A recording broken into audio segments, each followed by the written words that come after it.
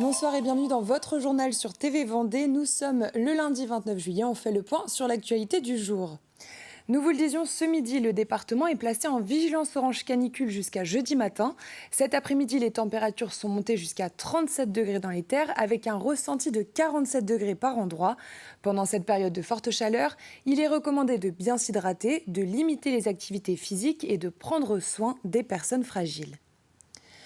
Pour offrir des vacances aux enfants qui n'ont pas la chance de voyager, le Secours catholique organise des séjours en famille d'accueil pour l'été. Les enfants peuvent alors découvrir de nouveaux paysages et même profiter des joies de l'océan pour certains. À Soulan, Alexandra est accueillie chez Véronique depuis 3 ans et depuis un lien très fort s'est créé entre elles. Mathis Pires les a rencontrés. Au programme aujourd'hui pour Alexandra, cueillette, cuisine et sortie plage. Mais première étape, il faut préparer le repas. J'ai la boîte et toi tu mets dedans. Avec les tomates, on va faire des tomates farcies. Avec les fraises, on va les manger en dessert. De retour en cuisine, Alexandra et Véronique s'activent. Je mets de la farce dans la tomate. Je mets du sel, du poivre, la farce, du poivre et la viande. Et je mets de la farce dans le dessert. Une complicité construite entre les deux depuis 3 ans. Alexandra s'installe chaque été pendant 2 semaines chez Véronique pour passer des vacances. Quand tu es dans l'eau, des fois, ça t'emporte. Le courant, l'eau. C'est la 3e année qu'Alexandra revient à la maison. Je me disais, ça, c'est quelque chose que je peux faire. Voilà, accueillir quelqu'un chez moi pendant les vacances d'été. Je ne fais pas grand-chose pour aider les autres, ça, je peux le faire. Ici, elle a même sa propre chambre, une maison qu'elle a complètement adoptée. Donc ça, c'est ta chambre? Oui. Pour moi, Véronique, c'est un peu ma maman de vacances. Parce qu'elle s'occupe de moi comme si j'étais sa fille. En fait, elle me protège un peu comme ma mère. Donc c'est un peu comme ma mère de vacances. À la maison, tout le monde apprécie sa venue. Autour de la table, le fils de Véronique, il la considère même comme quelqu'un de la famille. En vrai, j'étais pas contre du tout, par contre. Et puis, écoute, elle est venue du coup la première année, on s'est rencontrés et ça s'est très bien passé. Inhabitué, c'est le mot en fait à dire, ouais. Tous les étés, on sait que Alexandra est là, tu vois. Après manger, pas le temps de s'ennuyer pour Alexandra, départ pour la plage. Tu veux mettre ta serviette? Non, c'est bon. Non, c'est bon. Allez. Et bientôt, elle devra dire au revoir à Véronique, qu'elle reverra l'été prochain. La recyclerie Les Polichinelles, spécialisée pour les enfants, a ouvert ses portes en février dernier au Bourg-sous-la-Roche. Vous pouvez y trouver des vêtements ou encore des jouets à bas prix que les bénévoles remettent en état. Ce samedi, c'était la fête de l'été, l'occasion de sensibiliser le public à la réduction de ses déchets et de mettre un coup de projecteur sur les activités de cette recyclerie. Oui, c'est important. Ça permet de parler de nous, parler de la boutique, parler de notre fonctionnement. Ça permet également d'expliquer la démarche dans laquelle on est, à revaloriser les vêtements, les jouets, les jeux. Donc ici, on a un stand qui est principalement sur tout ce qui est tri et déchets. Donc on a une partie qui va être plus prospectus sur des recettes maison pour des produits. On a aussi les têtes à pousser et ça permet du coup de faire pousser des plantes pour décorer ou autre. Et c'est ce qu'on propose aux enfants. J'ai des petites fiches là pour faire ma lessive moi-même et de la peinture moi-même avec ma fille, donc c'est chouette. Et voilà, des petites infos justement pour réutiliser des choses du quotidien. Cette semaine, nous vous proposons une série sur les châteaux et on commence à Sigourney. Le temps d'un week-end, un campement médiéval y a pris place. L'occasion de se plonger dans la vie quotidienne d'un château féodal. Costumes d'époque, combats de lance et d'épée, activités d'autrefois. Le château de Sigourney propose des activités tous les jours jusqu'au 1er septembre. Direction donc le XIIe siècle avec Grégoire de Châtillon.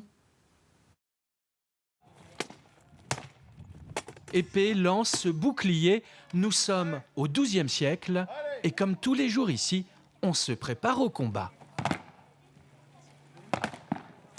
On va combattre longtemps, mais par petits intervalles. En fait, il y a des moments où on a des pauses intermédiaires. D'ailleurs, le but d'un combat n'est pas de tuer son adversaire, mais de le mettre hors d'état de nuire. Il faut savoir qu'il y avait 3 catégories de gens. Les laboratores, donc les paysans, le clergé, qui eux qui priaient Dieu, et les combattants, qui étaient nous, les chevaliers, etc., tous les gens d'armes. Reproduire les mouvements de l'histoire, les gestes et le quotidien dans un campement médiéval, rien de mieux que le château féodal de Sigourney, un château qui constitue l'un des meilleurs exemples d'architecture militaire du Moyen-Âge en Vendée. Les premières traces du château datent de 1035, donc c'est très ancien, mais c'est sûrement pas le château actuel. Celui-ci a été, j'ai envie de dire, remanié après la guerre de 100 ans. Tir à l'arc, atelier, artisanat d'époque sont au programme dans la cour du château. Cet outil, c'est un tour à bois, donc type XIIIe siècle. Donc avec cet outil-là, on peut principalement faire de tout ce qui est bol, assiette.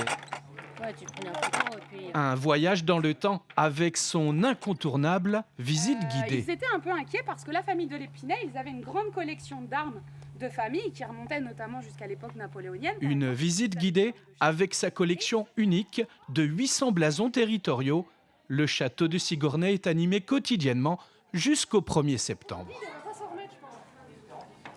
Et la 8e édition du Air-Pop s'est clôturée jeudi à La Roche-sur-Yon. C'est la première fois que le festival se déroulait sur la place Jacques Chirac. Cet événement totalement gratuit aura animé le centre-ville durant tout le mois de juillet, avec des têtes d'affiche comme Zawi ou encore Joseph Kamel. Un beau succès populaire pour cette édition qui a réuni 14 000 spectateurs. Et c'est la compagnie Magic Meeting qui a clôturé le festival avec son voyage dans les années 80. Équipés d'un casque audio, les spectateurs étaient invités à lâcher prise. Le public se prend au jeu et c'est vrai que d'être ensemble, de côtoyer des gens qu'on ne connaît pas, de danser avec des gens qu'on ne connaît pas, nous c'est un peu le message qu'on veut faire passer aussi, qu'on peut tous se mélanger, on n'est que des petits êtres humains sur la planète Terre et on peut vraiment vivre une aventure, en tout cas au moins pendant 1 heure, une aventure collective super sympa. Mais oui, les gens ont vraiment besoin. On a vraiment ce retour des gens sur le lâcher prise qui nous disent vraiment on se sent bien après, ça nous fait du bien, c'est mieux qu'un psy. On nous propose même d'être remboursés par la sécurité sociale, donc on lance un appel.